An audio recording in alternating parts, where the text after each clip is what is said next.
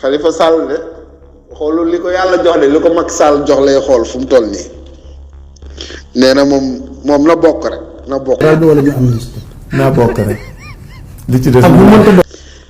saa yi yàlla daf ñoo wàcc fii en toute liberté ab nit bëgg a jël confisquer suñu liberté yow nga war a foqati sa liberté déedéet ba pare nag nga naan ci kattanu yàlla dangaa bokk ci kattanu Macky Sall ngay bokkee mais pas ci kattanu yàlla parce que yàlla jox na la kattanam ba pare jox la liberté waaw léegi nag yow yaay xool ndax kattanu nit moo la gënal wala kattanu suñu borom da ngay gëm sa bopp gëm ni lii yàllaa ma ko jox dama koy foqati mais pas nit moo ma ko jox waaye damay négocier ak moom pour nangu ko. Khalifa ñun weesu nañ fu ñuy naxee ak fu ñuy tegantee dil suñu kaw point.